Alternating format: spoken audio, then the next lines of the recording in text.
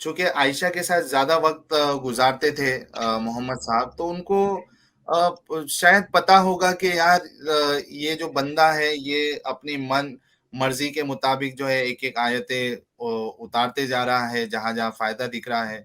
इसके लिए हम्म, आयशा ने कहा कि आपका जो रब है, वो आपकी ख्वाहिश को पूरी करने के लिए आयतें उतारने में घाई करता हाँ करेक्ट, यस, दैट्स वही है। हाँ। है ना? तो वो भी तो कहीं न कहीं समझ रही थी वो।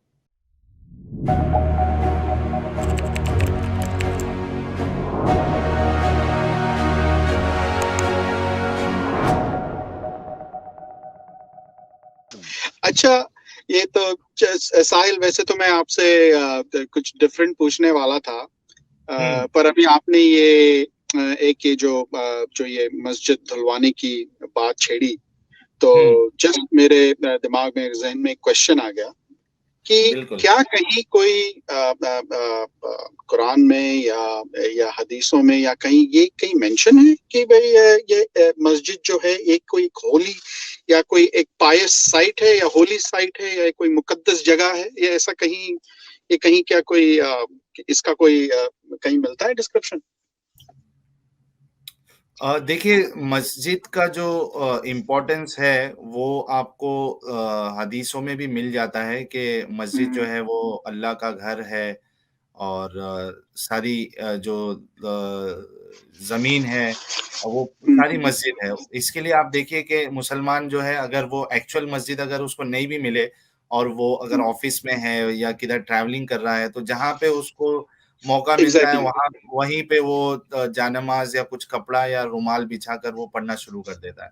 एग्जैक्टली, हाँ, जी। हाँ, और नहीं, अच्छा, मस्जिद में पढ़ने का इम्पोर्टेंस भी काफ़ी ज़्यादा है, उसपे सवाब आपको ज़्यादा मिलता है, अच्छा, बल्कि उसमें एक्स्ट्रा रिवॉर्ड है। हाँ, रिवॉर्ड है बल्कि मोहम्मद साहब का एक हदीस में ये कहना है कि अगर कोई मस्जिद में नहीं जाकर अगर घर पे नमाज़ पढ़ता है, तो मेरा दिल करता है कि उसके घर मैं को ही उसका जला दूँ। घर जला दूं। वो इम्पोर्टेंस इतनी उसकी आप सोचो कि कितनी इम्पोर्टेंस बताई जा रही है मस्जिद तो की। है, मतलब ठीक है, तो मतलब कि होली मतलब एक मतलब एक इम्पोर्टेंट जगह है, मतलब नमाज के लिए, हुँ, चलिए ये तो ठीक है। बिल्कुल। अच्छा, दूसरा है कि जो मनसूख का कॉन्सेप्ट है, इस पर थोड़ा तुम रोशनी डाल सकते हो? ये जो मनसूख की आयतें क्या मनसूख हो सकती है, क्योंकि ये तो अल्लाह की वर्ड है, एक मनसूख हो सकती है कोई चीज? अब ये नासिक और मनसूख जो है ना वो एब्रोगेटेड जो बोलते हैं तब अगर हाँ, इस्लाम है कि पहले जो है एक आयत जो थी वो एप्लीकेबल थी, बाद में वो मनसूख हो गई है, जैसे ला इक्राहा फिद्दीन है हम्म, और जिस तरीके से लकुम दीनुकुम वलिय दीन है, हाँ, आपको आपका दीन। अगर आप तफसीरों में पढ़ोगे तो उसमें साफ-साफ लिखा होता है कि ये मनसूख हो गई है, ये किसने यानी डिसाइड किया एब्रोगेटेड। पर मंसूख हो गई है? क्योंकि ये तो अल्लाह ने कहा है, तो ये किसने दी अथॉरिटी किसी को मंसूख करने की है? नहीं, वो जिस तरीके से मोहम्मद साहब का जिस तरीके से तरीका यानी उनका जो स्टाइल था या उनका जो तरीका था अच्छा, उससे ये लोग निकालते हैं रूलिंग कि ये पहले एप्लीकेबल थी लेकिन मनसूख हो गई।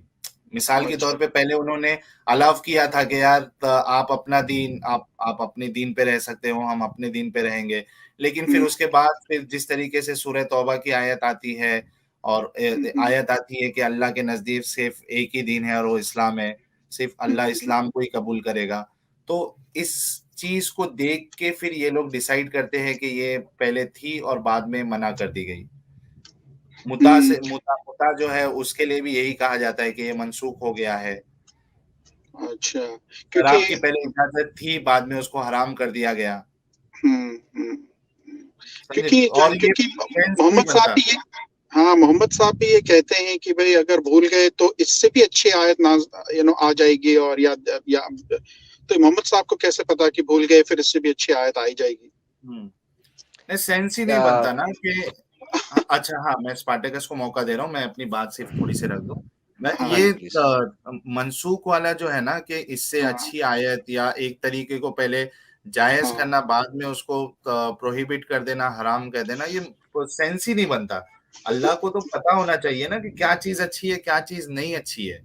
every word has to be like every word का एक definite meaning होना चाहिए, उसमें कोई ambiguity नहीं होनी चाहिए, उसमें कोई मतलब किसी को कोई उंगली उठाने की कोई मतलब ये तो अल्लाह मतलब पूरा यूनिवर्स का मालिक या सब कुछ, तो उसमें कोई भी चीज ऐसी नहीं होनी चाहिए कि जिसपे कोई भी एक भी कोई डाउट कर सके। पर बिल्कुल। यहाँ तो डाउट का ही पहाड़ लगे हुए हैं। पहाड़ है। स्पार्टैकस हाँ। कुछ कह रहे थे। सर असल में मसला ये था कि हम्म, अब कुरान एक दावा करता है कि ये किताब की शक्ल में है। मोहम्मद की अगर आप पूरी लाइफ देख लें तो मोहम्मद के मरने तक जो है वो कुरान किताब की शक्ल में अवेलेबल नहीं है, बल्कि हम्म, मोहम्मद के मरने के 90 साल बाद तक भी नहीं है। असल बात तो ये है। अब होता क्या था कि देखें, आप एक नॉर्मल लाइफ गुजार रहे हैं ना, तो आपकी लाइफ में आपकी नीड्स चेंज होती रहती हैं, आपकी पॉलिसीज चेंज होती रहती हैं, आपकी सिचुएशन चेंज होती रहती है। तो जैसे ही मोहम्मद की लाइफ की सिचुएशन कोई होती थी, तो वो एक आयत घड़ देता था। मैं एक एग्जांपल देता हूँ कि ज़ैनब से जो है वो शादी नहीं कर सकता था, ठीक है। हाँ, तो अब क्या हुआ कि मूड बदल गया, ज़ैनब से शादी करनी है, उसको देख लिया। अब मैं ज़्यादा वो वल्गर कमेंट्स नहीं करूँगा, साहिल बैठा है, साहिल को अच्छा नहीं लगता, वरना मैंने बहुत कुछ बोलना था। तो फैमिली वो चैनल है भाई, फैमिली चैनल। हाँ, हाँ, हाँ, हाँ। तो बस ये कहूँगा कि उसको देख के ना वो मोहम्मद के दिल में गिटार बजी, तो उन्होंने कहा कि चलो गिटार बजी तो फिर दिल बहार हुई सारी सिचुएशन। तो उसको चेंज इसमें है करने ना। के लिए क्या किया, उसको चेंज करने के लिए मोहम्मद साहब ने वो ऑर्डर ला दिए। अब लोगों ने क्वेश्चन करना शुरू कर दिया कि भाई ये क्या हो रहा है? एक तरफ तुम एक और आयत आ रही है, दूसरी तरफ दूसरी आ रही है। तो उसका जवाब जो है वो सूरह बकरा की आयत नंबर 106 है, जिसमें वो लिखा हुआ है कि मा नन्सख़ मिन आयत औ निसाए नात बखैर मिनहा औ मिस्लिहा, कि हम जब कोई आयत मनसूख कर दें या भुला दें तो उससे बेहतर या उस जैसी आयत लेकर आएंगे। क्या तुझे खबर नहीं कि अल्लाह सब कुछ कर सकता है? तो ये असल बात ये थी कि इसने वहां के जो लोग थे, जो इसका कबीला था, जो इसके आसपास के लोग थे, उनको चे बना रहा था। मैं लेमैन की लैंग्वेज में बोलूंगा, उनको चे बना रहा था। तो चे हाँ, बनाने के लिए जब उन्होंने क्वेश्चन किया तो आगे से ये आयत सुना दी कि भाई तुम क्या अल्लाह से बेहतर जानते हो? अल्लाह कोई आयत मनसूख भी कर सकता है, उससे बेहतर भी ले आ सकता है, अल्लाह तो सब कुछ कर सकता है। मतलब अल्लाह मियाँ को कोई और काम नहीं है, पूरी कायनात बना ली है, सारा कुछ कर लिया है, इतना बड़ा जो है वो एक सिस्टम खड़ा कर दिया है, लेकिन अल्लाह को फिक्र ये है कि बस मोहम्मद साहब की जो नोनो है उसको जो है वो मटेरियल मिलता रहना चाहिए।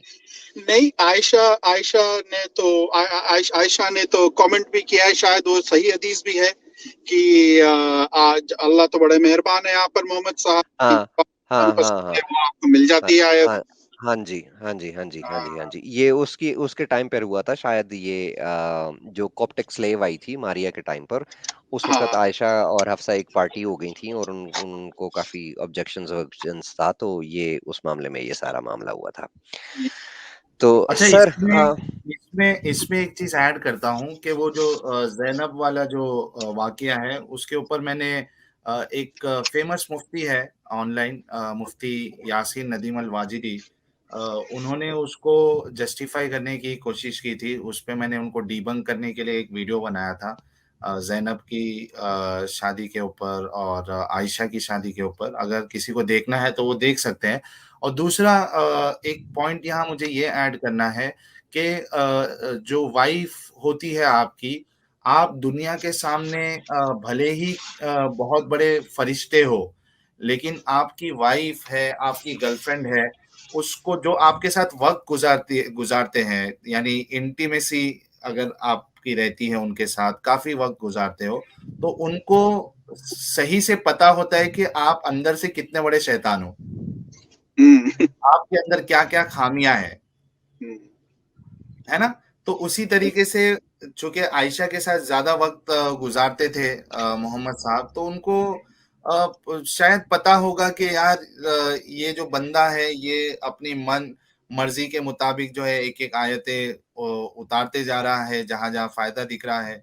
इसके लिए हम्म, आयशा ने कहा कि आपका जो रब है, वो आपकी ख़्वाहिश को पूरी करने के लिए आयतें उतारने में घाई करता है। हाँ करेक्ट, यस, दैट्स वही है। है ना? तो वो भी कहीं ना कहीं समझ रही थी वो। तो ये आई मीन ये तो इससे आई थिंक जो अगर अब जस्ट नजरिया चाहिए बस देखने के लिए, कोई चीज को सामने है मटेरियल, यू नो, जस्ट आपको बस वो एक पर्सपेक्टिव चाहिए, जो आप बिल्कुल बहुत सही दे रहे हैं साहिल, इसलिए हम आपके फैन भी हैं और आपको सपोर्ट करते भी रहेंगे। जी बहुत बहुत शुक्रिया एंडी जी, अच्छा थैंक यू लगा वेरी आप मच। हाँ कॉल पे भी आए। ये थैंक हाँ, यू यार, you enjoy thank enjoy. You Andy, thank you Andy. Thank you. चलें जी, अगले कॉलर को देखते हैं। ये